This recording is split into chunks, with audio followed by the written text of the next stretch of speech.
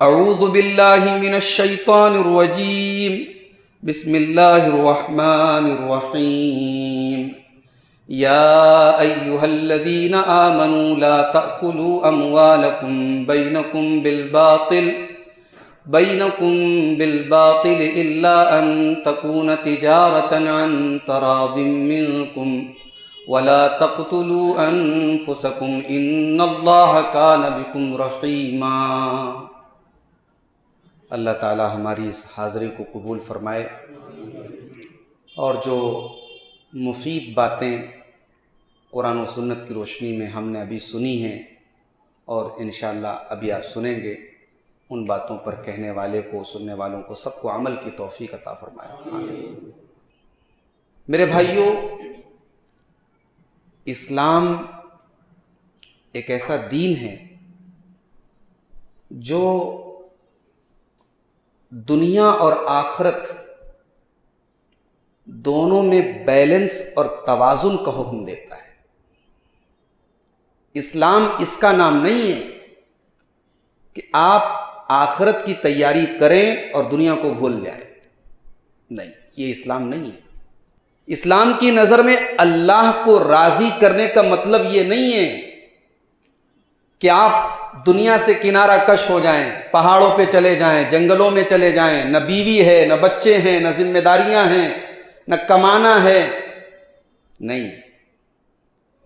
ان تمام ذمہ داریوں کے بیچ میں رہ کر کے آپ اللہ کا حق ادا کریں، آپ آخرت کی تیاری کریں، یہ اسلام ہے۔ اسی لیے اللہ تعالیٰ نے قرآن مجید میں قارون کا ذکر کیا۔ قارون اپنے زمانے کا بہت بڑا پیسے والا آدمی تھا، اتنی دولت تھی اس کے پاس کہ اللہ تعالیٰ کہتا ہے کہ اس کے خزانوں کی کنجیاں بڑے بڑے پہلوان مل کر کے اٹھاتے تھے۔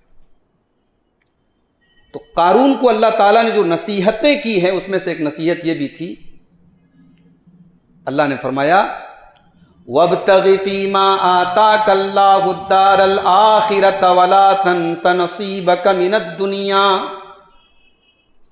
اے قارون، تجھے اللہ تعالیٰ نے جو دولت دی ہے، اس دولت کے ذریعے تو آخرت کی تیاری کر، اس دولت کے ذریعے تو اللہ کو راضی کر۔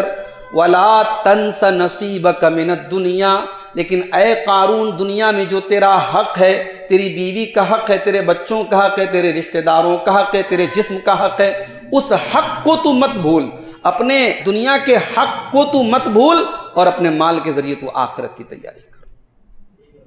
یہ ہے اسلام کا اسٹینڈ زندگی کے تعلق سے۔ ہماری زندگی ایسی نہ ہو کہ ہم دین کے لیے، آخرت کے لیے تو بڑی محنت کر رہے ہیں، بیوی کا حق ادا نہیں کر رہے ہیں، بچوں کا حق ادا نہیں کر رہے ہیں، یہ اسلام نہیں ہے۔ اللہ کے رسول کے ایک صحابی تھے، حضرت ابو دردہ رضی اللہ تعالیٰ، یہ انصاری صحابی تھے، بڑے عابد تھے، دن میں روزہ رکھتے تھے، رات میں تہجد پڑھتے تھے، بیوی کا حق نہ کے برابر ادا کرتے تھے۔ ان کے ایک دوست تھے حضرت سلمان فارسی رضی اللہ تعالیٰ، وہ مہاجر بھائی تھے، دونوں کے بیچ میں بھائی چارہ کرایا تھا اللہ کے رسول نے۔ تو حضرت سلمان فارسی کبھی کبھی ان سے ملنے آتے تھے، ان کے گھر آتے تھے۔ اس وقت پردے کا حکم نازل نہیں ہوا تھا، تو ایک دوسرے کی بیویوں سے بھی بات چیت کرتے تھے بغیر پردے کے۔ تو ایک مرتبہ حضرت سلمان فارسی آئے تو دیکھا کہ حضرت ام دردہ کے بال بڑے بکھرے ہوئے ہیں، میلے کچیلے کپڑے ہیں۔ تو پوچھا کہ کیا بات ہے، بڑے عجیب و غریب حلیے میں آپ نظر آ رہی ہیں، کیا بات ہے؟ تو حضرت ام دردہ نے کہا کہ میں کس کے لیے بال میں کنگھی کروں، تیل لگاؤں، سجوں سوروں، کس کے لیے کروں؟ میرے شوہر کو تو کوئی مطلب ہی نہیں ہے۔ بھئی ایک شادی شدہ عورت جو ہے اس کی زیب و زینت اس کے شوہر کے لیے ہوتی ہے۔ یہ الگ بات ہے کہ آج ہمارے یہاں الٹا ہو گیا معاملہ، آج کہیں جانا ہو تو سب سے زیادہ سجتی سنورتی ہیں، شوہر کے لیے نہیں سجتی سنورتی ہیں۔ شوہر بیچارے کو جو ہے وہی ٹریڈیشنل لک ملتا ہے، اس کو کچن والا، مسالے والا، بدبو والا۔ کہیں شادی میں جانا ہو، پارٹی میں جانا ہو، تب جو ہے پارٹی ویئر نکلتا ہے۔ اللہ معاف کرے ہماری ماں بہنوں کو۔ تو حضرت ام دردہ نے کہا کہ میں کس کے لیے سجوں سوروں، شوہر کو کوئی مطلب ہی نہیں ہے۔ حضرت سلمان فارسی سمجھ گئے کیا ماجرا ہے۔ تھوڑی دیر کے بعد حضرت ابو درداء آئے. حضرت ابو درداء نے فوراً دسترخوان بچھایا. کہا بھائی سلمان کھانا کھا لو. کہا اور آپ؟ کہا میں تو روزے سے ہوں. کہا نہیں بھائی آپ کو روزہ توڑنا پڑے گا. نفل روزہ تھا. کہا آپ کو روزہ توڑنا پڑے گا تب میں کھاؤں گا کھانا. چلو ٹھیک ہے نفل روزہ ہے توڑ لیتے ہیں تمہارے لیے. روزہ توڑ دیا انہوں نے, ساتھ میں کھانا کھایا. پھر رات ہوئی, عشاء کی نماز پڑھی دونوں دوستوں نے مل کر. پھر کچھ 1-2 گھنٹے کے بعد حضرت ابو درداء رضی اللہ تعالیٰ عنہ تہجد کی نماز کے لیے اٹھنے لگے. تو حضرت سلمان فارسی نے کہا کہ ابھی تہجد کا ٹائم نہیں ہوا, ابھی آرام کرو. پھر آدھی رات ہوئی, پھر حضرت ابو درداء کھڑے ہوئے. حضرت سلمان نے کہا ابھی آرام کرو, ابھی تہجد کا ٹائم نہیں ہے. جب رات کا آخری پہر آ گیا, یعنی فجر کی نماز کے مان کے چلیے آپ کے 1.5-2 گھنٹہ پہلے کا جو وقت ہے, اس وقت حضرت سلمان فارسی نے حضرت ابو درداء سے کہا یہ ہے بیسٹ ٹائم تہجد کا, اب آپ اٹھیں اور ہم دونوں مل کر کے تہجد پڑھیں. دونوں ساتھیوں نے تہجد پڑھی, اور تہجد کی نماز جب پڑھ لی تب حضرت سلمان فارسی نے بڑی پیاری بات کہی حضرت ابو درداء سے. کہا اے ابو درداء مجھے تمہارے حالات پتہ چلیں, تم دن میں روزہ رکھتے ہو, رات میں تہجد پڑھتے ہو, بال بچوں کا تم حق صحیح طریقے سے ادا نہیں کرتے ہو. یہ اسلام کا طریقہ نہیں ہے, یہ جناب محمد الرسول اللہ کا طریقہ نہیں ہے. ان لجسدک علیک حقا, اے ابو درداء تمہارے بدن کا بھی تمہارے اوپر حق ہے. وَإِنَّ لِعَيْنِكَ عَلَيْكَ حَقًّا, تمہاری آنکھوں کا بھی تمہارے اوپر حق ہے. وَإِنَّ لِزَوْجِكَ عَلَيْكَ حَقًّا, تمہاری بیوی کا بھی تمہارے اوپر حق ہے. وَإِنَّ لِزَوْرِكَ عَلَيْكَ حَقًّا, تمہارے گھر میں کوئی مہمان آ جائے اس مہمان کا بھی تمہارے اوپر حق ہے. وَإِنَّ لِرَبِّكَ عَلَيْكَ حَقًّا, اور ہاں تمہارے رب کا بھی تمہارے اوپر حق ہے. سب کو سب کا حق دو, آنکھوں کو ان کا حق دو, جسم کو ان کا حق دو, پڑوسی کو اس کا حق دو, دوستوں کو ان کا حق دو, بیوی کو اس کا حق دو, اللہ کو اس کا حق دو. سارے حقوق کو ادا کرنے کا نام اسلام ہے. حضرت ابو درداء رضی اللہ تعالیٰ عنہ فجر کی نماز میں جب مسجد میں آئے اور رسول اکرم صلی اللہ علیہ وسلم کے ساتھ نماز پڑھی, اور نماز کے بعد یہ ساری گفتگو انہوں نے اللہ کے رسول کو سنائی کہ اللہ کے رسول ایسا ایسا معاملہ میرے ساتھ ہوا, تو اللہ کے رسول نے تائید کی اور کہا کہ صدق سلمان, سلمان نے بالکل صحیح بات کہی. تو اسلام میرے بھائی دنیا میں رہ کر کے دنیا والوں کا حق ادا کرنا اور ساتھ میں آخرت کی تیاری کرنا, یہ اسلام ہے. ایک مرتبہ ایسا ہوا, دیکھو صحابہ کے اندر, ابھی آپ نے عید میلاد النبی کے موضوع پر تقریر سنی کہ بھئی آج ایک بڑا طبقہ عید میلاد النبی منا رہا ہے اور نہ منانے والوں کو گستاخ سمجھ رہا ہے, اور یہ سمجھ رہا ہے کہ بھئی یہ رسول سے اتنی محبت نہیں کرتے. اچھا ایک یعنی دین کو کنارے کر دو, ایک دنیا کے اینگل سے سوچو, دنیا کے اینگل سے سوچو تو لگتا ہے یار ہندو بھائی ہمارے کرشنا جی جو ان کے معبود ہیں ان کی پیدائش کا جشن مناتے ہیں, عیسائی جو ہے وہ میری کرسمس مناتے ہیں, دنیا کے سارے مذاہب والے اپنے مذہبی رہنما کی پیدائش کا جشن بڑے جوش و خروش سے مناتے ہیں, ہم کیوں نہ منائیں بھئی, ہم تو اپنے نبی سے سب سے زیادہ محبت کرتے ہیں. دنیاوی اینگل سے سوچو, جذبات کے اینگل سے سوچو تو بات تو صحیح لگتی ہے. ایک بڑا طبقہ منا رہا ہے, لاکھوں کروڑوں روپے خرچ ہو رہے ہیں. ابھی میں ایئرپورٹ سے آیا, جب آپ کی مسجد تک راستے میں نہ جانے کتنی میں نے ڈیکوریشن اور سجاوٹیں دیکھی. لوگ بائک پر اپنے گھر کی عورتوں کو لے کے ٹہل رہے ہیں, یہ ڈیکوریشن اور یہ سجاوٹیں دکھانے کے لیے. یہ سب کچھ ہو رہا ہے, اور یہ دین سمجھ کے ہو رہا ہے صاحب, نیکی سمجھ کے ہو رہا ہے, عبادت سمجھ کے ہو رہا ہے. ہمارا بڑا سمپل سا سوال ہے, یہ سارے کام اگر نیکی ہیں, اگر عبادت ہیں, اگر ثواب ہیں, تو اس دنیا میں نیکی کے سب سے زیادہ بھوکے اگر کوئی لوگ تھے تو وہ نبی کے صحابہ تھے. بھئی وہ تو رات کی تنہائیوں میں اٹھ کر کے اللہ کی بارگاہ میں رویا کرتے تھے, انہیں تو نیکی کے موقعوں کی تلاش رہتی تھی.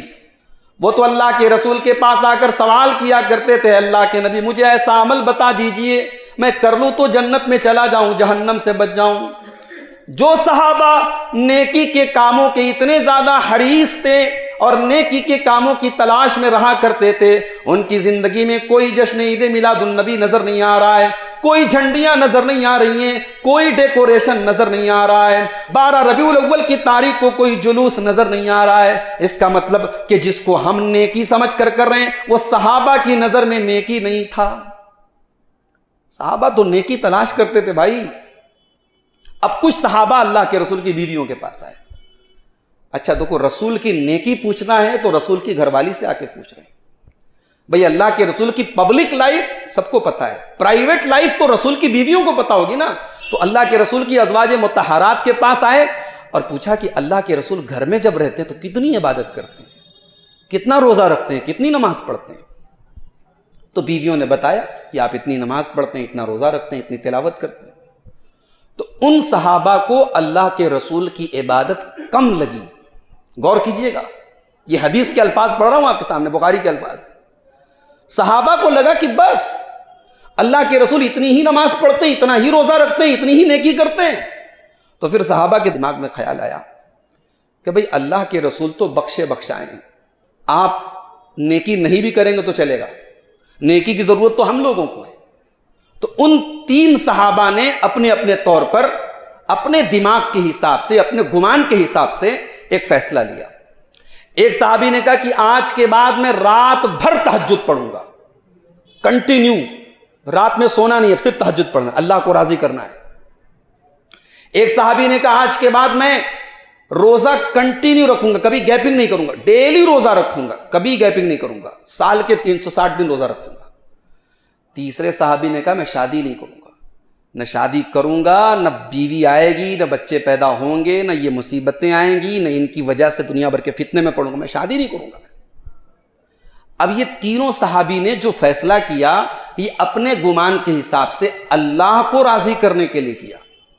جب اللہ کے نبی کو ان تینوں صحابہ کے اس فیصلے کے بارے میں معلوم ہوا، پیارے نبی نے ان تینوں کو بلایا اور پوچھا کہ کیا آپ لوگوں نے ایسی ایسی باتیں کہی ہیں؟ کہا ہاں اللہ کے رسول ہم نے ایسا کہا ہے۔ آپ نے فرمایا اے میرے صحابہ اما انی اخشاکم للہ واتقاکم لہ، میں تم میں سب سے زیادہ اللہ سے ڈرنے والا ہوں، تم میں سب سے زیادہ اللہ سے خوف کھانے والا ہوں، لیکن میں رات میں آرام بھی کرتا ہوں اور تہجد کی نماز بھی پڑھتا ہوں، میں روزہ بھی رہتا ہوں اور میں گیپنگ بھی دیتا ہوں، میں کنٹینیو روزہ نہیں رکھتا، اور میں نے شادیاں بھی کی ہیں، میں نے نکاح بھی کیے ہیں، اور یہی میرا طریقہ ہے اور یہی میری سنت ہے۔ فمن رغب عن سنتی فلیس منی، جو میرا طریقہ چھوڑ دے، جو میرے طریقے کے علاوہ کوئی اور طریقہ اپنا لے، اس کا تعلق محمد الرسول اللہ سے نہیں ہے، وہ رسول کے طریقے پہ چلنے والا نہیں ہے۔ تو ہمارے دین نے میرے بھائی دین اور دنیا دونوں کے کمبینیشن کو اپنانے کا حکم دیا ہے۔ قرآن مجید میں سب سے بہترین جو دعا ہمیں سکھائی گئی، سب سے جامع جو دعا سکھائی گئی، جو ہم یہاں سے لے کر کے مکہ تک پڑھتے ہیں۔ ہمارے بعض بھائی جب حج کرنے جاتے ہیں، عمرہ کرنے جاتے ہیں نا، تو ان کو جو ہے ہر چکر میں الگ الگ دعا سکھائی جاتی ہے، وہ بیچارے حج کم کرتے ہیں اور چکر میں چکرا کے رہ جاتے ہیں۔ تو یہ 7 چکر میں ایک دعا یاد کر لو، بڑی سمپل ہے، بڑی جامع ہے، جو رسول پڑھتے تھے۔ حجر اسود اور رکن یمانی کے درمیان اللہ کے رسول یہ دعا پڑھتے تھے، جو قرآن کے دوسرے پارے میں ہم کو یہ دعا بتائی گئی۔ ربنا آتنا فی الدنیا حسنہ وفی الآخرۃ حسنہ وقنا عذاب النار، پروردگار تو ہمیں دنیا میں بھی بھلائی عطا فرما اور آخرت میں بھی تو بھلائی عطا فرما اور جہنم کے عذاب سے ہمیں بچا لے۔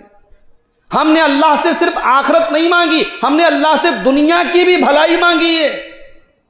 اور ایک بات اور بڑے پوائنٹ کی بات بتاتا ہوں، اس کو نوٹ کر لو۔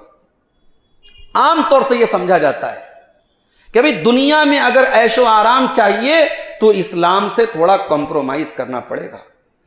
اگر مکمل اسلام پہ چلو گے، دیندار بنو گے، دنیا میں عیش و آرام نہیں مل سکتا۔ میرے پیارے بھائیوں، میں یہ گارنٹی تو نہیں دے سکتا کہ آپ مکمل دیندار بن جائیں گے تو بمبئی میں فلیٹ آپ کو ملے گا کہ نہیں ملے گا، آپ کا بنگلہ بمبئی کے کسی پوش علاقے میں بنے گا کہ نہیں بنے گا۔ میں اس بات کی گارنٹی تو نہیں دے سکتا کہ آپ کے گھر میں اے سی لگے گا کہ نہیں لگے گا۔ میں اس بات کی بھی گارنٹی نہیں دے سکتا کہ آپ کو بہترین قسم کے کھانے ملیں گے یا نہیں ملیں گے، مگر ایک بات کی گارنٹی میں دے رہا ہوں، اگر آپ دیندار بن جائیں گے، اگر آپ اللہ اور اس کے رسول کے طریقے پر چلنے والے بن جائیں گے، آپ کے گھر میں سکون آ جائے گا، آپ کے گھر میں چین آ جائے گا، آپ کے گھر میں برکت آ جائے گی۔ اور یہ میں نہیں کہہ رہا ہوں، یہ رب کا قرآن کہہ رہا ہے، من عمل صالحا من ذکر او انثى وهو مؤمن فلنحيينه حیاتا طیبہ۔ میرے بندو، میری بندیوں، مردوں اور عورتوں دونوں کا نام لے کر کے فرمایا گیا کہ تم نیکی کے کام کرو گے، تم ایمان والے بن جاؤ گے، چاہے تم مرد ہو چاہے تم عورت ہو، اگر تم ایمان والے بن جاؤ گے، اگر تم نیکی کرنے والے بن جاؤ گے، ہم آخرت میں جو دیں گے وہ دیں گے، ہم دنیا کی زندگی کو بھی خوشگوار بنا دیں گے، ہم بہترین زندگی تم کو عطا فرمائیں گے، خوشگوار زندگی تم کو عطا فرمائیں گے، تمہیں چین کی زندگی ملے گی، تمہیں سکون کی زندگی ملے گی۔ دین پر چلنے والا کبھی خودکشی نہیں کر سکتا، دین پر چلنے والا کبھی بھکاری نہیں بن سکتا، دین پر چلنے والا کبھی کسی سے مانگ کر نہیں کھا سکتا۔ قرآن و حدیث ہمیں آخرت کے ساتھ ساتھ دنیا میں بھی عزت کی زندگی گزارنے کی تعلیم دیتے ہیں میرے بھائی، اور اسلام کی انہی تعلیمات میں سے ایک تعلیم یہ بھی ہے کہ ہم تجارت کریں، ہم بزنس کریں، ہم کاروبار کریں۔ جب کاروبار کا نمبر آتا ہے ہمارے ماتھے پہ بل پڑ جاتے ہیں، نہیں صاحب کاروبار ہمیں اپنے حساب سے کرنے دو۔ مولوی صاحب اس ممبر کا استعمال آپ نماز کا طریقہ بتانے کے لیے کیجئے، ہم کو یہ بتائیے ہمیں ہاتھ کہاں باندھنا ہے نماز میں، یہ چلے گا۔ آپ ہم کو یہ بتائیے آمین زور سے کہنی ہے کہ دھیرے سے کہنی ہے، یہ آپ ہم کو ممبر سے بتائیے، یہ مت بتائیے کہ بزنس کیسے کرنا ہے۔ بزنس ہم ویسے کریں گے جیسے ہم کرتے چلے آئیں گے۔ ہم مسجد میں پکے مسلمان ہیں، بزنس کے معاملے میں پکے بزنس مین ہیں۔ کیوں بھائی؟ کیا یہ بزنس اسلام کے باہر کی کوئی چیز ہے؟ کیا اسلام نے اس کو اپنے دائرے سے باہر رکھا ہے؟ نہیں، اسلام کے اندر بزنس کی اتنی اہمیت ہے کہ اگر یہ بزنس نہ ہوتا، یہ تجارت نہ ہوتی، تو شاید ہم اور آپ آج مسلمان نہ ہوتے۔ پوری دنیا میں مسلمان جہاں جہاں پھیلے ہیں، تاریخ اٹھا کے دیکھو، مسلمانوں نے تجارت کی ہے، بزنس کیا ہے، دنیا کے چپے چپے میں گئے ہیں، اور جہاں مسلمان تجارت کرنے کے مقصد سے گئے ہیں، بزنس کرنے کے مقصد سے گئے ہیں، وہاں کے لوگ متاثر ہوئے ہیں کہ یہ وہ قوم ہے جو جھوٹ نہیں بولتی، یہ وہ قوم ہے جو بے ایمانی نہیں کرتی، یہ وہ قوم ہے جو چھوت چھات نہیں رکھتی، یہ وہ قوم ہے جس کے یہاں برادری واد نہیں ہے، یہ وہ قوم ہے جس کے یہاں کوئی اونچا کوئی نیچا نہیں ہے، یہ وہ قوم ہے جو ایک اللہ کی عبادت کرتی ہے۔ دنیا کی سب سے بڑی آبادی مسلمانوں کی انڈونیشیا میں، انڈونیشیا میں کوئی مسلمانوں کی فوج نہیں گئی، کوئی جنگ نہیں ہوئی، مسلمان تجار ساحلی علاقوں سے پہنچے۔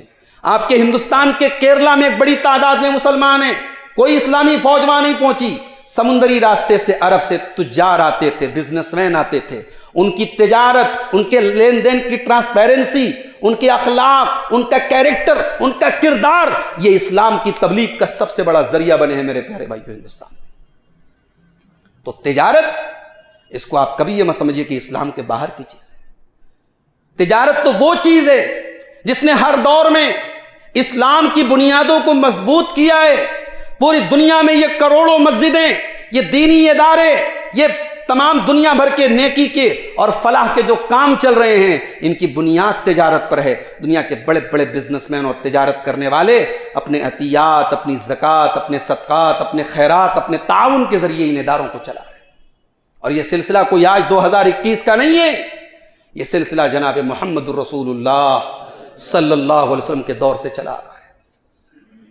اللہ کے نبی مدینہ پہنچے، مدینہ کے لوگ پہلے ہی غریب ہیں، کھیتی باڑی کرنے والے کسان لوگ ہیں، مکہ سے لوگ چلے آ رہے ہیں مدینہ کے اندر۔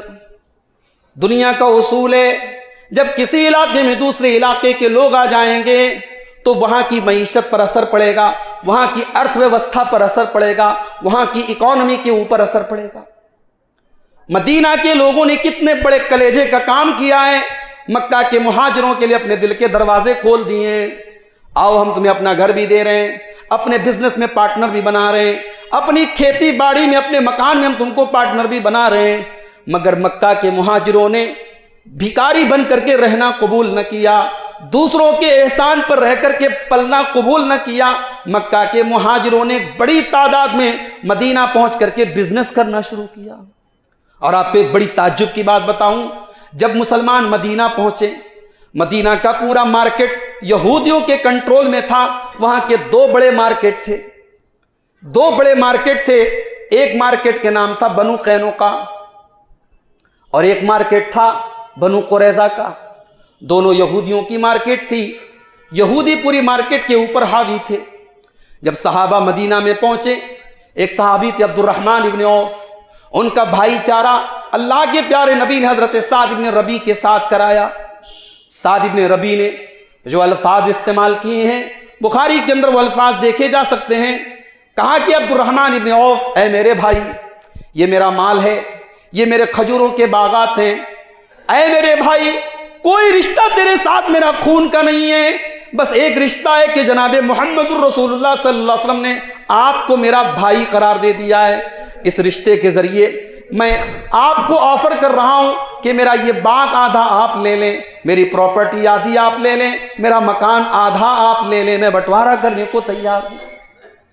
یہاں تک پیشکش کر دی, میری 4 بیویاں ہیں, آپ دیکھ لیں جس بیوی کو آپ پسند کر لیں. ابھی آپ نئے نئے مدینہ میں آئے ہیں, شادی کرنے کے لیے آپ کو رشتہ ملنا مشکل ہے, میں آپ کے لیے یہ قربانی دینے کو بھی تیار ہوں. میری کسی بیوی کو آپ پسند کر لیں, میں طلاق دے دیتا ہوں, عدت گزارنے کے بعد وہ آپ کے ساتھ نکاح کر لے گی. میرے بھائی, میں اپنا مال بھی دینے کو تیار ہوں اور آپ کا گھر بسانے کے لیے بھی تیار ہوں. بھئی آج دنیا میں 2 ہی مسئلے ہوتے ہیں, ایک انسان کو نوکری مل جائے اور دوسرے جلدی سے شادی ہو جائے. 2 بڑے مسئلے ہوتے ہیں. یہاں دونوں مسئلے فری میں حل ہو رہے ہیں حضرت عبد الرحمن ابن عوف کے. پراپرٹی مل رہی ہے, کھیت مل رہا ہے, بیوی مل رہی ہے.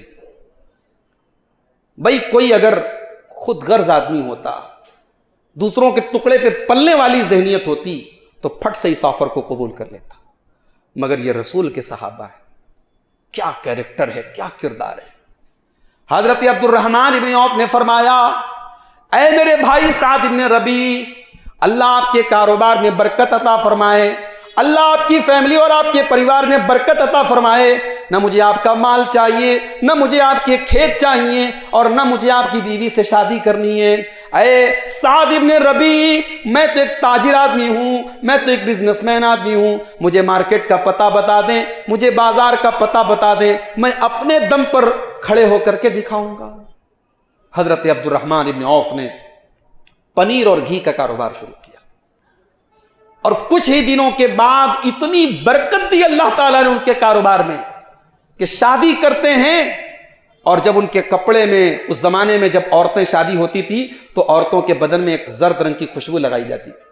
اب وہ خوشبو حضرت عبد الرحمن کے کپڑے میں کہیں سے لگ گئی تھی. اللہ کے رسول صلی اللہ علیہ وسلم نوٹ کرتے تھے اپنے صحابہ کی ایک ایک چیز کو. دیکھا کہ زردی لگی ہے کپڑے میں, کہا کہ عبد الرحمن شادی کی ہے؟ کہا کہ ہاں اللہ کے رسول شادی کی. ہمارے یہاں جب کسی لڑکے سے پوچھا جاتا ہے شادی کی ہے تو دوسرا سوال کیا ہوتا ہے, کیا ملا سسرال سے؟ یہی سوال کیا جاتا ہے, کیا پائے ہو تم, کیا ملا ہے؟ رسول اکرم نے پوچھا, بھئی تم نے کیا دیا مہر میں, بیوی کو مہر میں تم نے کیا دیا؟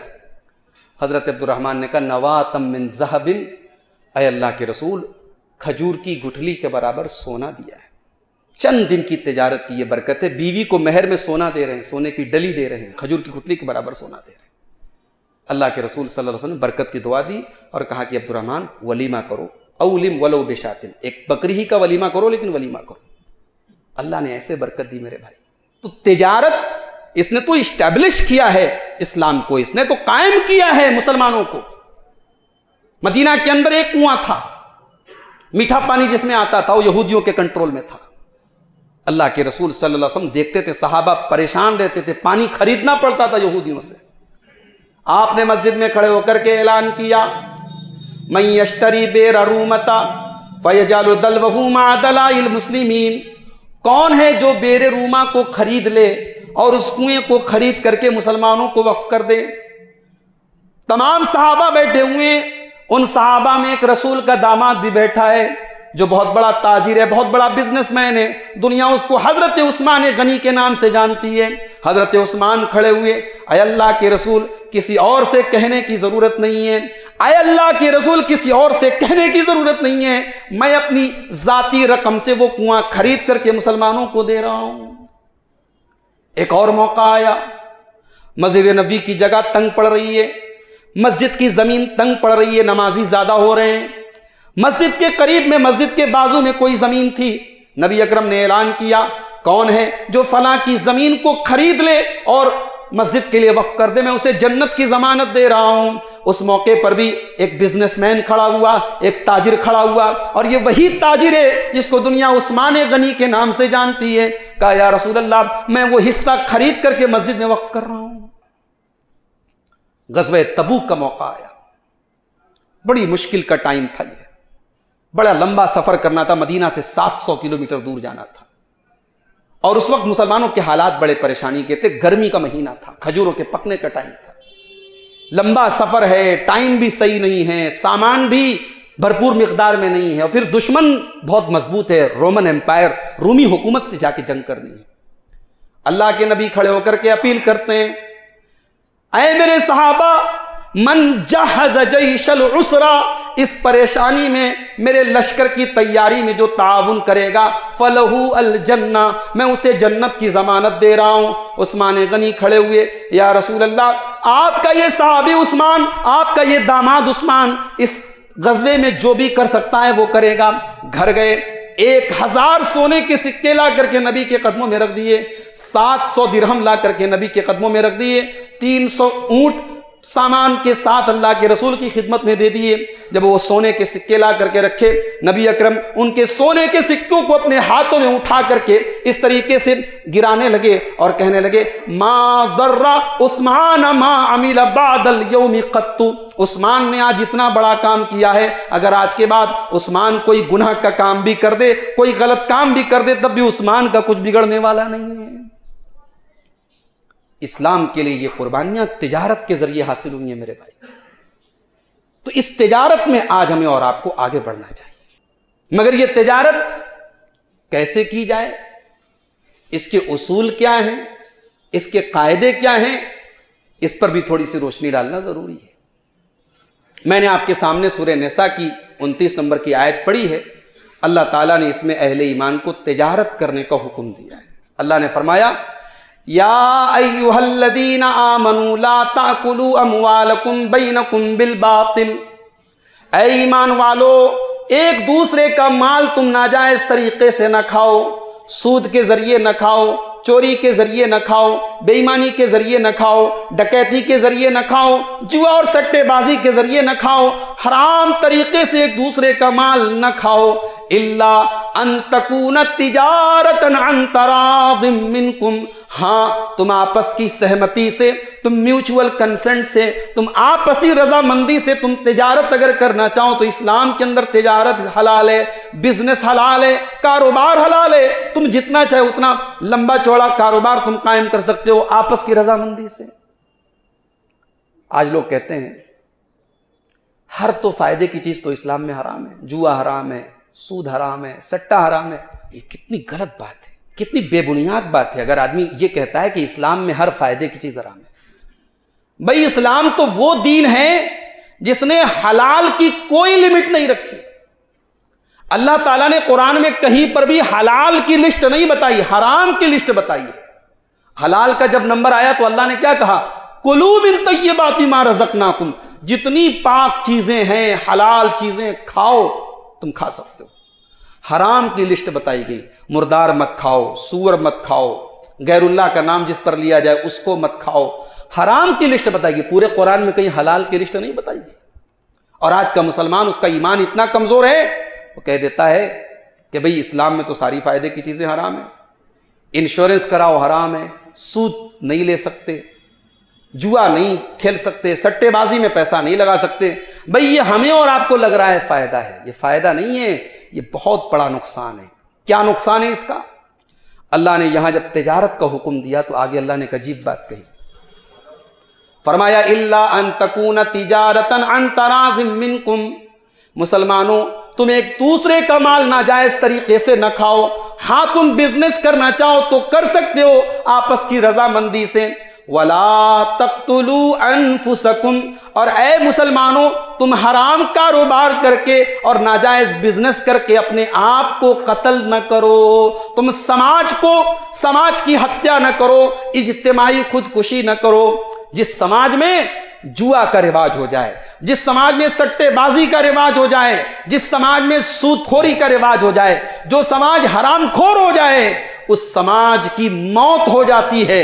یہ سماج کی خودکشی ہے. ایک ہوتی ہے انفرادی خودکشی، فلاں نے خودکشی کر لی، فلاں نے خودکشی کر لی، لیکن حرام کمائی کے ذریعے پورے سماج کی موت ہو جاتی ہے. سماج سے ایمان رخصت ہو جاتا ہے، سماج کی برکت چلی جاتی ہے، سماج سے خیر چلا جاتا ہے. اسی لیے اللہ نے حرام کمائی سے جب بچنے کا حکم دیا تو آگے فرمایا کہ وَلَا تَقْتُلُوا أَنفُسَكُمْ، اپنے آپ کو حرام کھا کر کے قتل مت کرو.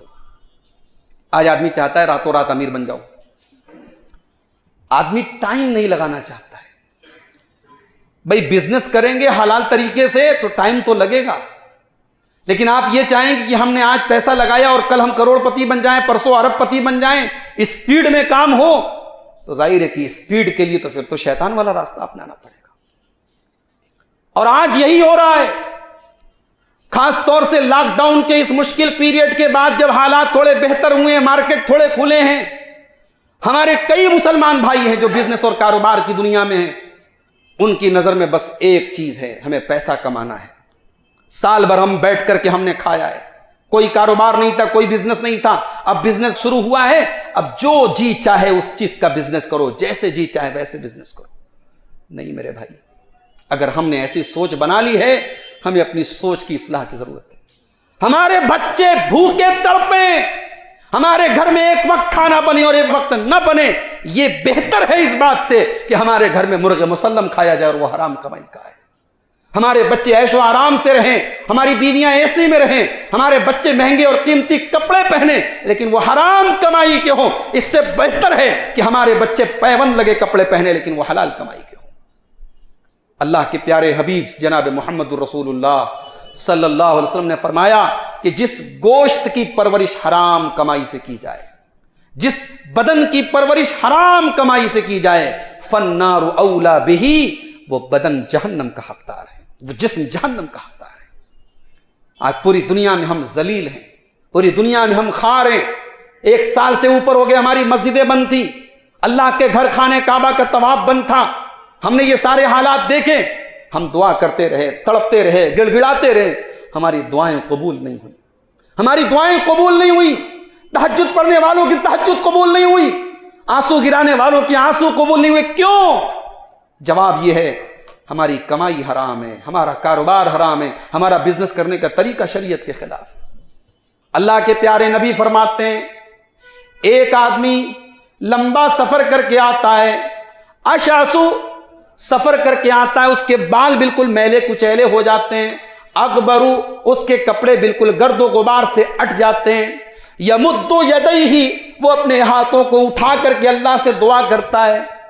بھئی سفر میں آدمی دعا کرتا ہے تو جلدی قبول ہوتی ہے، اور دعا کرنے کے ٹائم اگر بندے کی جو حالت ہو وہ بیچارگی والی حالت ہو، اللہ کے سامنے آدمی فقیر بن کے مانگے، بیچارہ بن کے مانگے، جیسے بچے اپنی ماں سے تڑپ تڑپ کے مانگتے ویسے مانگے تو اللہ ایسی دعا کو قبول کرتا ہے. تو بندہ تڑپ تڑپ کے مانگ رہا ہے، ہاتھ اٹھا کے مانگ رہا ہے، سفر کر کے بھی آیا ہے، کپڑے بھی میلے کچیلے ہیں، یعنی قبولیت کے سارے اسباب اس کے اندر موجود ہیں. لیکن اللہ کے پیارے حبیب فرماتے ہیں وَمَطْعَمُهُ حرام وَمَشْرَبُهُ حرام وَمَلْبَسُهُ حرام وَغُذِّيَ بِالْحرام. کھانا حرام کمائی کا، پانی حرام کمائی کا، لباس حرام کمائی کا، پرورش حرام کمائی کی. تو لاکھ وہ ہاتھ اٹھا کے دعا کرے، لاکھ وہ لمبا سفر کر کے آئے، لاکھ اس کے چہرے پر پراگندگی اور اس کے بال پراگندہ ہیں، انا یستجاب لذالک. اے میرے صحابہ، ایسے آدمی کی دعا کہاں سے قبول ہوگی؟ تو بھائیو، یہ بزنس کو اسلام سے الگ مت کرو، یہ بزنس اسلام کا ایک حصہ ہے. حضرت عمر فاروق مارکیٹ میں جاتے تھے، ہاتھوں میں کوڑا لیے رہتے تھے اور جس کو دیکھتے تھے شریعت کے خلاف بزنس کرے اس کو کوڑا مارتے تھے اور کہتے تھے لا یبع فی سوقنا الا من قد تفقہ فی الدین، ہمارے مارکیٹ میں بزنس وہ کرے، ہمارے بازار میں تجارت وہ کرے جس کو دین کی جانکاری ہو، جس کو حلال و حرام کا پتہ ہو، جس کو پتہ ہو کون سا بزنس جائز ہے کون سا بزنس ناجائز ہے، جس کو پتہ ہو کون سی چیز حلال ہے کون سی چیز حرام ہے۔ جس کو حلال اور حرام کی جانکاری نہ ہو وہ ہماری مارکیٹ میں بزنس نہ کرے۔ ہم یہ سمجھتے ہیں مسجد میں بیٹھ کر کے ہم نماز کی بات کریں تو عبادت ہے، ہم روزے کی بات کریں تو عبادت ہے، ہم حج کی بات کریں تو عبادت ہے۔ جی نہیں، حضرت امام عطا بہت بڑے تابعی ہیں، وہ کہتے ہیں مجالس الذکری، ذکر کی مجلس کیا ہے آؤ میں بتاؤں، مجالس الحلال والحرام، جس مجلس میں بتایا جائے کہ حلال کیا ہے حرام کیا ہے، کیا خریدا جائے کیا بیچا جائے، کیا کھایا جائے کیا نہ کھایا جائے، نماز کا طریقہ بتایا جائے، روزے کا طریقہ بتایا جائے، دین کے احکام بتائے جائیں، وہ مجلس ذکر کی مجلس ہے۔ تو یہ پہلا اصول یاد رکھیں میرے بھائی، تجارت کرنے آپ نکلے ہیں حلال و حرام کی جانکاری حاصل کیجیے، اور جب حلال و حرام کی جانکاری آپ حاصل کریں تو ذرا اس حدیث کو بھی ہمیشہ اپنے سامنے رکھیے گا۔ پیارے نبی صلی اللہ علیہ وسلم نے فرمایا الحلال بین والحرام بین وبینہما امور مشتبہات، حلال بالکل کلیئر ہے، حرام بالکل کلیئر ہے، اور حلال اور حرام کے بیچ میں کچھ چیزیں ایسی ہیں جس کے اندر شک ہے، ڈاؤٹ ہے کہ پتہ نہیں حلال ہے کہ حرام ہے۔ تو جس چیز کے بارے میں یہ پتہ نہ ہو، جس چیز کے بارے میں ڈاؤٹ ہو، تو کیا کیا جائے؟ ہمارے یہاں پہلے وہ کام کر لیتے ہیں، اس کے بعد مولوی صاحب سے پوچھتے ہیں مولوی صاحب یہ بزنس کرنا، اس کمپنی کو جوائن کرنا، ایسا کام کرنا صحیح ہے کہ نہیں ہے؟ جوائن کرنے کے بعد مولوی سے پوچھتے ہیں، وہ کام شروع کرنے کے بعد عالم سے پوچھتے ہیں، اور اگر عالم نے یہ کہہ دیا حرام ہے تو پھر سوچتے ہیں یار یہ عالم اپنے مطلب کریں، چلو دوسرے عالم سے پوچھتے ہیں، 10 علماء سے پوچھے شاید کسی ایک عالم کی بات اپنے فیور میں نکل جائے۔ یہ ہمارے طریقے ہیں، یہ ہمارا انداز ہے، یہ ہماری ذہنیت ہے۔ بھائیو اپنی ذہنیت کو ہم تبدیل کریں، اپنی ذہنیت کو تبدیل کریں۔ پیارے نبی صلی اللہ علیہ وسلم فرماتے ہیں حلال بالکل کلیئر ہے، حرام بالکل کلیئر ہے، اور حلال اور حرام کے بیچ میں کچھ چیزیں ڈاؤٹ والی ہیں، شک والی ہیں۔ تو جو ڈاؤٹ والی چیزوں سے اپنے آپ کو بچا لے جائے، جو شک والی چیزوں سے اپنے آپ کو بچا لے جائے، فقد استبرأ لدینہ وعرضہ، تو اس نے اپنے دین کو بچا لیا، اپنی آبرو کو بچا لیا۔ اس کے بعد اللہ کے نبی ایک مثال دیتے ہیں، جیسے کچھ جانور ان کا مالک ان کو چرنے کے لیے بھیجتا ہے، اب وہ جانور چرتے چرتے دوسرے کی بارڈر کے قریب پہنچ جاتے ہیں، دوسرے کی سرحد شروع ہو رہی ہے اور اس کی سرحد ختم ہو رہی ہے۔ تو اب اگر اس کا جو چرانے والا جو چرواہا ہے اگر ان بکریوں کو بالکل بارڈر کے ایریا پہ چرائے گا تو اس بات کا ڈر ہے کہ بکریاں دوسرے کے ایریا میں چلی جائیں گی اور دوسرے کا چارہ وغیرہ چرنے لگیں گی، جو کہ غیر قانونی ہو جائے گا، غلط ہو جائے گا۔ اللہ کے نبی فرماتے ہیں کہ اللہ تعالیٰ نے جو حدود بنائی ہیں، اللہ تعالیٰ نے جو حلال اور حرام کا جو فرق بتایا ہے وہ اللہ تعالیٰ کی بارڈر ہے، تو بارڈر کو کراس بھی نہیں کرنا ہے اور بارڈر کے قریب بھی نہیں جانا ہے، لہذا ڈاؤٹ والی چیزوں سے جو بچ گیا اس نے اپنے دین کو بچا لیا۔ تجارت کا ایک اصول یہ بھی یاد رکھے میرے بھائی کہ تجارت میں اسلام کی نظر میں آپس کی رضامندی ہونا ضروری ہے، خریدنے والے کو مجبور نہ کیا جائے، بیچنے والے کو مجبور نہ کیا، دونوں میوچول کنسنٹ سے، آپس کی رضامندی سے، کوئی جبر نہ ہو، کوئی زبردستی نہ ہو، آپس کی رضامندی سے۔ ایک سامان ہے، ایک چیز ہے، بیچنے والے نے قیمت بتائی، خریدنے والے نے اس قیمت پر رضامندی کا اظہار کیا، سامان کا سودا ہو گیا۔ یہ ہے تجارت کی صحیح شکل۔ اور تجارت کی ایک شرط یہ بھی ہے اسلام کے اندر کہ جو مبیع ہے، جو سامان بیچا جا رہا ہے وہ مجہول نہ ہو، وہ معلوم ہو، پتہ ہو کلیئر کہ کیا سامان بیچا جا رہا ہے۔ آج شیئر کمپنیوں میں آج لوگ حصہ لیتے ہیں، علماء منع کرتے ہیں کہ ایسی کمپنیوں کے شیئر نہ خریدے جائیں جن کا بزنس پتہ نہیں ہے، جن کا کاروبار پتہ نہیں ہے، جن کے بارے میں معلوم نہیں کہ ہمارا شیئر، ہمارا پیسہ کس چیز میں انویسٹ ہو رہا ہے۔ ہمیشہ یہ بات یاد رکھو، اسلامی تجارت کا ایک اصول ہے کہ دو چیزیں بالکل کلیئر ہونی چاہیے۔ ہم جو سامان خرید رہے ہیں یا بیچ رہے ہیں وہ سامان کیا ہے اور قیمت کیا ہے، قیمت بھی کلیئر ہونی چاہیے اور سامان بھی کلیئر ہونا چاہیے۔ اسی طریقے سے اسلامی شریعت کا ایک اصول یہ بھی ہے کہ جو سامان ابھی ہماری ملکیت میں نہیں ہے، ابھی مارکیٹ میں ہے، ابھی دکان پر ہے، ہم پہلے سے سودا کر لیں. ہاں بھائی فلاں مال ہے، اگر آپ کو چاہیے ہم 100 روپے میں آپ کو دے دیں گے. سامان ابھی ہمارے پاس نہیں، ہم اس کے مالک نہیں ہیں، حرام ہے. اللہ کے رسول صلی اللہ علیہ وسلم نے منع کیا ہے، لا تبع ما لیس عندک، جو چیز تمہاری ملکیت میں نہیں ہے، جس کے تم ابھی مالک نہیں ہو، اس سامان کو بیچنے کا تمہیں رائٹ نہیں ہے. شریعت میں بزنس کی تعریف یہی ہے، بزنس کی ڈیفینیشن یہی ہے کہ ایک چیز جو میری ملکیت ہے میں اس کو قیمت کے بدلے دوسرے کو ٹرانسفر کر رہا ہوں. دیٹ از کالڈ بے، دیٹ از کالڈ تجارت، دیٹ از کالڈ ٹرانزیکشن. اس کا نام کاروبار ہے، اس کا نام تجارت ہے. ایک چیز میری ہے، میں اس کا مالک ہوں، میں ایک قیمت طے کر لیتا ہوں اور اس قیمت کے ذریعے میں آپ کو وہ سامان بیچ دیتا ہوں. اسی طریقے سے تجارت کی ایک شرط یہ بھی ہے، اس میں دھوکہ نہ ہو. سامان ہے، اگر سامان ڈیفیکٹو ہے تو خریدنے والے کو خریدنے کے بعد پتا چلے ڈیفیکٹو ہے، یہ بات صحیح نہیں ہے. اس کو پہلے سے پتا ہونا چاہیے کہ ہاں یہ چیز ڈیفیکٹو ہے. ایک چیز ڈیفیکٹو ہے اور آپ اس کو فریش کہہ کر کے بیچ رہے ہیں، یہ حرام ہے، یہ حرام ہے، یہ غلط ہے، یہ دھوکہ ہے.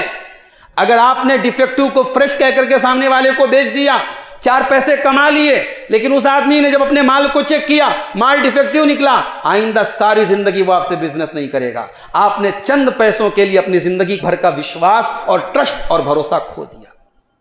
اللہ کے رسول بازار میں جا رہے تھے، گلے کی دکان تھی، گیہوں کی دکان تھی. اللہ کے رسول صلی اللہ علیہ وسلم نے گیہوں کے اندر ہاتھ ڈالا، اندر کا جو گیہوں تھا بھیگا ہوا تھا. آپ نے پوچھا بھائی یہ بھیگا کیوں ہے؟ کہا کہ یا رسول اللہ بارش ہو گئی تھی، گیہوں بھیگ گیا، میں نے اس کو اندر ڈال دیا، اوپر رہے گا تو لوگ خریدیں گے نہیں، سوچیں گے گیہوں بھیگا ہوا ہے. اللہ کے رسول فرمایا یہ بات تو ٹھیک نہیں ہے. اگر گیہوں بھیگا تھا تو اس بھیگے گیہوں کو اندر رکھنے کا کوئی مطلب نہیں ہے. یہ دھوکہ ہے، یہ فراڈ ہے. سامنے والے کو آپ قیمت اس سے لے رہے ہیں سوکھے گیہوں کی اور اس کو بیچ رہے ہیں آپ بھیگا ہوا گیہوں. اگر یہ گیہوں بھیگا ہے تو اس سے اوپر ہونا چاہیے تھا. اور اس کے بعد اللہ کے رسول نے ایک اصول بتایا، فرمایا من غشنا فلیس منا، جو ہمیں دھوکہ دے وہ ہم میں سے نہیں ہے. دھوکہ دینے والا مسلمان نہیں ہے. تو اسلامی تجارت کا یہ اصول یاد رکھیں کہ آپ کی تجارت میں غرر نہ ہو، دھوکہ نہ ہو، فراڈ نہ ہو. اسی طریقے سے جتنی چیزیں حرام ہیں ان کا کاروبار بھی حرام ہے. اگر ہم گٹکھا کو حرام سمجھتے ہیں تو گٹکھا بیچنا بھی حرام ہے. اگر شراب کو حرام مانتے ہیں تو شراب کا بیچنا بھی حرام ہے. پیارے نبی صلی اللہ علیہ وسلم فرماتے ہیں، ابو داؤد کی روایت ہے کہ اللہ تبارک و تعالیٰ جس چیز کے کھانے کو ہمارے اوپر حرام کر دے، حرم ثمنہ، اس کی قیمت بھی حرام ہوتی ہے. شراب حرام ہے تو شراب کا بزنس بھی حرام ہے. اگر گانا بجانا حرام ہے تو گانے بجانے کے انسٹرومنٹس بھی حرام ہے. اگر تصویر حرام ہے تو تصویر کی تجارت بھی حرام ہے. جو چیز حرام ہے اسلام کی نظر میں اس کا بزنس کرنا بھی حرام ہے. آج کتنے مسلمان ہیں موبائل پر ننگی تصویریں اور فلمیں وہ لوڈ کرتے ہیں اپنی دکانوں پر بیٹھ کر کے. کمپیوٹر ہے، لیپ ٹاپ لگائے، لوڈ کر رہے ہیں، دے رہے ہیں. 4 پیسے تو مل گئے آپ کو، لیکن وہ 4 پیسے کس قیمت پر ملے آپ کو؟ سماج میں بے حیائی پھیلانے کی قیمت پر ملے ہیں. اور اللہ تعالیٰ قرآن میں اعلان کرتا ہے، ان الذین یحبون ان تشیع الفاحشۃ فی الذین آمنوا لہم عذاب علیم فی الدنیا والآخرہ. جو لوگ مسلمانوں کے درمیان بے حیائی کو پھیلاتے ہیں وہ یاد رکھیں آخرت میں جو عذاب ملے گا دنیا میں بھی دردناک عذاب ملے گا. میرے بھائی وہ 4 پیسے کما کے بھی ہماری زندگی سے چین چلا جائے، ہمارے گھر سے سکون چلا جائے، خیر و برکت چلی جائے، ایسے پیسے کس کام کے؟ ایسے پیسے کو لات مار دینی چاہیے. تو تجارت کا یہ اصول بھی یاد رکھیں کہ حرام چیزوں کی تجارت آپ نہیں کر سکتے. آپ جو کام کر رہے ہیں وہ کام حلال ہے، وہ تجارت حلال ہے، مگر حرام کو سپورٹ کر رہے ہیں آپ، حرام کو فروغ دے رہے ہیں، حرام کی پبلسٹی میں آپ حصہ لے رہے ہیں، وہ بھی حرام ہے. سورہ مائدہ میں اللہ تعالیٰ نے اصول بتایا، تعاونوا علی البر والتقوی ولا تعاونوا علی الاثم والعدوان. مسلمانوں نیکی اور تقوی کے کاموں میں ایک دوسرے کی مدد کرو اور گناہ کے کام میں اور ظلم کے کام میں خبردار ایک دوسرے کی مدد مت کرو. ہم جب بھی بزنس کریں، تجارت کریں، ہم سوچیں کہیں ایسا تو نہیں ہم کسی گناہ کے کام میں، فروغ میں حصہ لے رہے ہیں، کسی گناہ کے سپورٹ میں ہم حصہ لے رہے ہیں۔ اگر سپورٹ کر رہے ہیں ہم توبہ کریں، باز آئیں اور اس گناہ سے ہم بچ جائیں۔ آج میرے پاس ایسے نوجوانوں کے بھی فون آتے ہیں، شیخ ہمیں بینک میں جاب مل رہی ہے، شیخ ہمیں انشورنس کمپنی میں جاب مل رہی ہے، اچھا پیکج ہے۔ یہ وہ نوجوان مسئلہ پوچھ رہا ہے جس نے لاک ڈاؤن کے پچھلے 1.5 سال میں بے روزگاری کے ایام گزارے ہیں، جس کے گھر میں نہ جانے کتنی ضرورتیں رہی ہوں گی، مگر ہماری ضرورتیں، ہمارے حالات حلال کو حرام نہیں کر سکتے میرے بھائی۔ میں نے جب یہ جواب دیا کہ بھائی انشورنس حرام ہے، بھائی بینک میں جاب کرنا حرام ہے کیونکہ اس کی بنیاد انٹرسٹ پر ہے، تو کچھ ایسے بھی نوجوان ملے جنہوں نے کہا شیخ جزاک اللہ خیر، بس اتنا پوچھنا تھا۔ یعنی ان کو بس اتنا جان لینا کافی تھا، ہاں یہ چیز حرام ہے، نہیں کرنا ہے مجھے، اللہ اس کا بدل ہمیں دے گا۔ بعض ایسے بھی نوجوان ملے جب ان کو ہم نے بتایا یہ چیز حرام ہے، انہوں نے کٹ حجتی بھی کی، بحث بھی کی، اپنے حالات بھی دکھائے، لیکن میرے بھائی حالات جتنے بھی برے ہوں، قرآن کریم میں اللہ تعالیٰ نے مردار کو، سور کے گوشت کو حرام قرار دیا، لیکن اس کو بھی اللہ تعالیٰ نے کب جائز قرار دیا؟ فَمَنِ اضْطُرَّ فِي مَخْمَصَةٍ غَيْرَ مُتَجَانِفٍ لِإِثْمٍ، اللہ نے فرمایا جب اتنی بھوک لگی ہو کہ اب اگر وہ مردار نہیں کھایا تو مر جائے گا، بھوک سے تڑپ رہا ہے، سامنے مردار کا گوشت پڑا ہے، اگر وہ نہیں کھائے گا تو مر جائے گا، اللہ نے کہا بس اپنی جان بچانے کی حد تک کھا سکتے ہو۔ یہ بزنس اور کاروبار اور یہ حرام نوکریاں، یہ حرام جاب، یہ اس مجبوری کے حالات نہیں ہیں میرے بھائی کہ ہم اس کو جائز قرار دیں۔ جو چیز شریعت کی نظر میں حرام ہے وہ حرام ہی رہے گی۔ تاجر طبقے سے ایک اور شکایت ہے، بزنس مین طبقے سے ایک اور شکایت ہے کہ جب ہم کاروبار اور بزنس میں لگ جاتے ہیں تو کبھی کبھی ہم اتنے غافل ہو جاتے ہیں، نماز کا ٹائم ہے، گھڑی پر نظر ہے، معلوم ہے 8:30 بجے 8:45 بجے عشاء کی جماعت ہونے والی ہے، لیکن دکان پہ کسٹمر آ گیا، کسٹمر کو ڈیل کر رہے ہیں، ہم کسٹمر کے چکر میں لگے رہ گئے، عشاء کی نماز چلی گئی، دکانداری میں اتنے مصروف ہو گئے، نمازیں چلی گئیں۔ میرے بھائی یہ بزنس، یہ کاروبار، یہ سیکنڈری چیز ہے، پہلی چیز یہ ہے کہ ہم اللہ کی عبادت کے لیے پیدا کیے گئے ہیں۔ ہم یہ بزنس بھی اسی لیے کرتے ہیں تاکہ چین سے خود کھا لیں، بچوں کو کھلا دیں، تاکہ سکون سے اللہ کی عبادت کر سکے۔ اگر یہ بزنس، یہ کاروبار، یہ دکان، یہ تجارت ہمیں ہمارے رب کے ذکر سے روک دے، ہمیں نماز سے روک دے، نہیں چاہیے ایسی تجارت۔ ایسی تجارت ہمیں اللہ سے دور کر رہی ہے، ایسی تجارت ہمیں آخرت سے دور کر رہی ہے۔ اسی لیے اللہ تعالیٰ نے سورہ منافقون کے اندر فرمایا یا ایھا الذین آمنوا لا تلہکم اموالکم ولا اولادکم عن ذکر اللہ، اے ایمان والو تمہارا مال اور تمہارے بچے تم کو اللہ کے ذکر سے غافل نہ کر دیں، مال کے چکر میں تم اتنے غافل نہ ہو جاؤ کہ اللہ کو بھول جاؤ، اور اولاد کے چکر میں تم اتنے بزی نہ ہو جاؤ کہ اللہ کو بھول جاؤ۔ اللہ کے نیک بندے وہ ہوتے ہیں جو تجارت بھی کرتے ہیں، بزنس بھی کرتے ہیں، مگر حی علی الصلاۃ کی آواز آتے ہی سارا بزنس اسٹاپ ہو جاتا ہے۔ سعودی عرب میں نے دیکھا، 2017 میں جانے کا موقع ملا، عصر کی نماز کا ٹائم تھا، میں مسجد نبوی سے تھوڑی دور پر ایک نقاب کی دکان پہ گیا تھا، گھر والوں نے کچھ نقاب کی فرمائش کی تھی، نقاب میں نے پسند بھی کر لیا، اور اتنے میں عصر کی اذان ہونے لگی۔ دکاندار نے فوراً کاؤنٹر بند کیا، دکان بند کر دی، کہا صاحب آپ نماز کے بعد آئیے۔ میں نے کہا بھائی سامان طے ہو چکا ہے، قیمت لے لو، آپ پھٹ سے مجھے دے دو۔ کہا نہیں آپ نماز کے بعد آ جائیں۔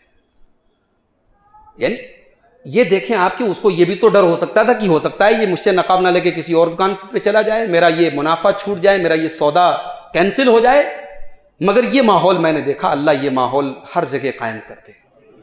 اللہ تعالیٰ نے اپنے نیک بندوں کی صفت سورہ نور کے اندر بیان کی، جب مسجدوں کا اللہ تعالیٰ نے ذکر کیا۔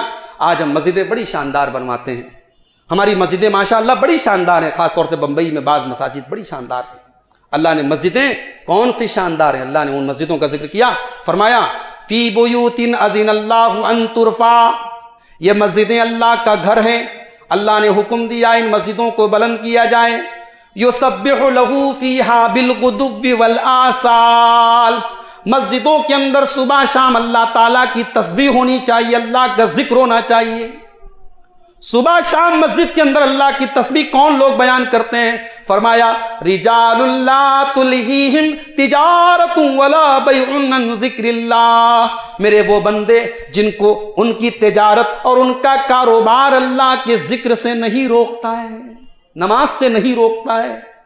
ہماری تجارت ہم کو اللہ کے ذکر سے نہ روکے، نماز سے نہ روکے۔ بھائی یہ تجارت دنیا کی ہے، اس تجارت میں گھاٹا بھی ہوتا ہے، فائدہ بھی ہوتا ہے، لیکن ایک اور تجارت ہم اور آپ کر رہے ہیں۔ وہ کون سی تجارت ہے؟ اللہ نے فرمایا وہ ہے آخرت کی تجارت۔ جو لوگ نماز کی پابندی کرتے، جو قرآن کی تلاوت کرتے ہیں، جو اللہ کی راہ میں خرچ کرتے ہیں، اللہ نے کہا یہ لوگ ایسی تجارت کرتے ہیں جس میں گھاٹا نہیں ہے۔ یرجون تجارت لن تبور، میرے نیک بندے، میرے نمازی بندے وہ ہوتے ہیں جو ایسا بزنس کرتے ہیں جس میں کبھی گھاٹا نہیں ہوتا۔ تو بھائی وہ بزنس کرے نا جس میں کبھی گھاٹا نہیں ہوتا۔ اس بزنس کے چکر میں ہم اس بزنس کو کیوں گنوا دیں، اس تجارت کو کیوں گنوا دیں؟ اللہ نے فرمایا یا ایھا الذین آمنوا هل ادلکم علی تجارت تنجیکم من عذاب علیم، اے ایمان والو کیا میں تم کو وہ تجارت نہ بتا دوں جو تجارت تم کو گھاٹے سے نہیں بچائے گی، سب سے بڑے گھاٹے سے بچائے گی، جو جہنم کے عذاب سے بچائے گی۔ تؤمنون باللہ ورسولہ وتجاہدون فی سبیل اللہ باموالکم وانفسکم، اور وہ تجارت یہ ہے کہ تم اللہ کے اوپر ایمان رکھتے ہو، اس کے رسول کے اوپر ایمان رکھتے ہو، اور اللہ کی راہ میں اپنے جان اور مال کی قربانی پیش کرتے ہو۔ تو بھائیو تجارت میں ہم اتنے بزی نہ ہو جائیں کہ ہم نماز سے غافل ہو جائیں۔ تجارت میں کبھی کبھی ایسا بھی ہوتا ہے، ایک کسٹمر آپ کی دکان پہ آیا، اس نے کہا جناب یہ سامان مجھ کو اتنی کوالٹی کا چاہیے۔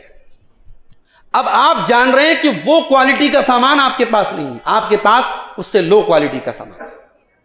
آپ یہ بھی کہہ سکتے ہیں کہ بھائی دیکھو یہ سامان تو میرے پاس نہیں ہے، میرے پاس دوسرا ہے جو اس سے کمزور کوالٹی کا ہے، اگر آپ کی مرضی ہو، اگر آپ کو پسند ہو میں وہ مال آپ کو دکھا دیتا ہوں۔ لیکن ہوتا کیا ہے کہ ہم کو پتا ہے کہ کسٹمر جو مال لینے آیا ہے وہ کوالٹی ہمارے پاس نہیں ہے، لیکن ہمیں اپنا مال بیچنا ہے، تو ہم اپنے گھٹیا کوالٹی کے مال کو اعلیٰ پیش کرتے ہیں، جھوٹ بولتے ہیں اس کسٹمر سے، اور اس کو جو کوالٹی کا مال چاہیے وہ نہ ہونے کے باوجود وہ مال ہم اس کو دیتے ہیں، اور بعد میں جب اس کے اوپر حقیقت کھلتی ہے وہ ہم سے بدگمان ہو جاتا ہے۔ میرے پیارے بھائی، جب ایک کسٹمر آپ کی دکان پر آیا، اس نے آپ سے پوچھا کہ مجھ کو یہ مال چاہیے، تو اس نے ابھی آپ سے سامان خریدا نہیں ہے، اس نے آپ سے مشورہ مانگا ہے۔ اب جب مشورہ کوئی مسلمان مانگے تو اللہ کے رسول کی حدیث ہے المستشار مؤتمن، کہ مشورہ جس سے مانگا جائے اس کو ہمیشہ ایمانداری سے اور امانت سے کام لینا۔ مشورہ ایک امانت ہے۔ آپ کے پاس کوئی آیا، آپ سے پوچھا بھائی صاحب آپ کے پڑوسی ہیں فلاں صاحب، ان کی لڑکی سے میں شادی کرنا چاہتا ہوں اپنے لڑکے کی، وہ لڑکی ٹھیک ہے، دیندار ہے، نمازی ہے، اب مشورہ آپ سے مانگا جا رہا ہے۔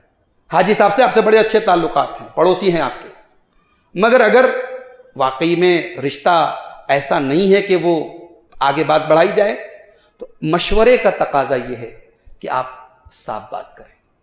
کسٹمر آپ کے پاس سامان لینے آیا ہے، اگر وہ سامان آپ کے پاس نہیں ہے، مشورے کا تقاضا ہے کہ آپ اس کو صحیح بات بتائیں۔ عام طور سے ہوتا یہ ہے کہ ہم اپنے فائدے کے لیے، اپنی خود غرضی کے لیے ہم غلط چیز کسٹمر کو دے دیتے ہیں، وقتی طور پہ تھوڑا سا منافع کما لیتے ہیں، لیکن آگے کے لیے ہم بہت بڑی مصیبت اور بہت بڑا ہم نقصان برداشت کر لیتے ہیں۔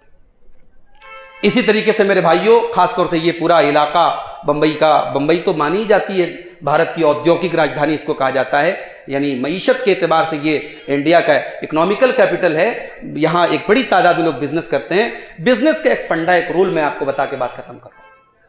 بزنس میں ہمیشہ یہ رول اپنا لو کہ ہمیں سیل زیادہ کرنی ہے، منافع کم ملے تو چلے گا، سیل ہماری زیادہ ہونی چاہیے۔ عبد الرحمن ابن عوف رضی اللہ تعالیٰ عنہ کا بھی میں نے ذکر کیا، اللہ نے بہت پیسہ دیا تھا ان کو، بہت تجارت میں برکت دی تھی۔ کہتے تھے کہ مجھے اللہ نے اتنی برکت دی کہ میں پتھر بھی اٹھاتا تھا تو اس امید میں اٹھاتا تھا کہ اس کے نیچے سونا ملے گا مجھے، اتنی اللہ نے مجھے برکت دی تھی، میں پتھر کو بھی ہاتھ لگاتا تھا تو سونا بن جاتا تھا۔ تو کسی نے پوچھا کہ عبد الرحمن آپ کی تجارت کی برکت کا راز کیا ہے؟ انہوں نے کہا کہ میں سامان زیادہ سے زیادہ سیل کرنے میں یقین کرتا ہوں، میری سیلنگ زیادہ ہو چاہے مجھے منافع تھوڑا سا کم ملے، پتلا ملے، پتلا اور کم منافع کما کر کے زیادہ سیل کرنے والے آج بھی آپ اگر پورے ورلڈ لیول پر بھی آپ تجارت میں دیکھیں وہ کامیاب ہیں، اور جو ایک رات میں امیر بننا چاہتے ہیں اور بڑا منافع کمانا چاہتے ہیں ان کی تجارت آگے چل کر کے کہیں نہ کہیں دھکا کھا جاتی ہے اور وہ گر جاتے ہیں۔ تو یہ ایک اصول شریعت نے بیان کیا ہے کہ منافع آپ کم کھائیں۔ اسی لیے یہ حکومتیں، شریعت نے تو طے نہیں کیا ہے کہ کسی سامان کی کیا قیمت ہو، ایک بزنس مین اپنے سامان کی قیمت طے کرنے میں آزاد ہے، اختیار ہے، مگر حکومتوں کو، یہ علماء نے لکھا ہے کہ حکومتوں کو چاہیے کہ جہاں وہ یہ دیکھیں کہ سامان کی قیمت زیادہ لگائی جا رہی ہے، عوام پر ظلم ہو رہا ہے، تو وہاں قیمتوں کو، جو مہنگائی بڑھتی ہے کیسے بڑھتی ہے، حکومتیں جب کنٹرول نہیں کرتی ہیں اور کسی چیز کی کالا بازاری ہونے لگتی ہے اور اس کو لوگ سرمایہ بنا کر کے پھر اکٹھے بڑی قیمت میں بیچتے ہیں، جمع خوری ہوتی ہے، وہ اسی لیے ہوتی ہے حکومتیں کنٹرول نہیں کرتی ہیں قیمتوں کو۔ تو قیمت، منافع، اس کی کوئی لمٹ نہیں ہے، مگر اتنا منافع آپ نہ کمائیں جس سے لوگوں پر ظلم ہو۔ قرآن کا وہ اصول یاد رکھیں، ان اللہ یأمر بالعدل والاحسان وایتاء ذی القربى، بے شک اللہ تعالیٰ نیکی کا حکم دیتا ہے اور احسان کا حکم دیتا ہے۔ یہ تجارت کے تعلق سے چند باتیں تھیں۔ آئیے ہم اللہ سے دعا کریں، رب العالمین ہم سب کی تجارت میں برکت عطا فرمائے، رب العالمین ہم سب کو رزق حلال کھانے اور کمانے کی توفیق عطا فرمائے، رب العالمین ہمیں اپنے در کا بھکاری بنائے، کسی اور کے در کا بھکاری نہ بنائے۔ حضرت علی رضی اللہ تعالیٰ عنہ نے ایک دعا ہم کو سکھائی ہے، اور وہ یہ دعا انہوں نے اللہ کے رسول صلی اللہ علیہ وسلم سے سیکھی ہے۔ وہ دعا ہم سب یاد کر لیں، اللہم اکفنی بحلالک عن حرامک واغننی بفضلک عمن سواک۔ بڑی پیاری دعا ہے، بڑی جامع دعا ہے۔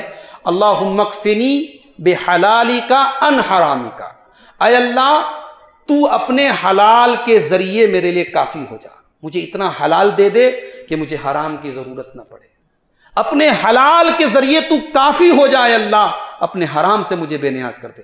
وَأَغْنِنِي بِفَضْلِكَ عَمَّنْ سِوَاكَ، اور اے اللہ تو اپنے فضل و کرم سے تو اتنا غنی کر دے، اتنا بے نیاز کر دے کہ تیرے سوا کسی اور کے در پہ ہاتھ نہ پھیلانا پڑے۔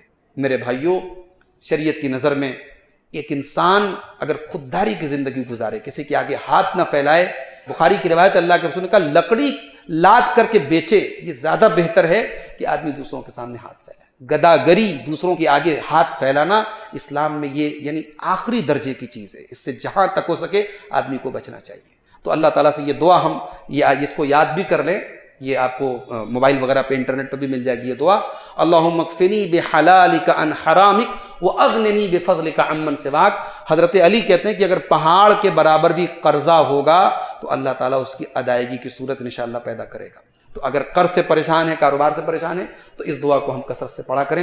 اللہ تعالیٰ ہم سب کو اپنے فضل و کرم سے بے نیاز کر دے، حلال کی توفیق دے، حرام سے بچائے۔ اللہ ہماری نیکیوں میں اخلاص پیدا فرمائے۔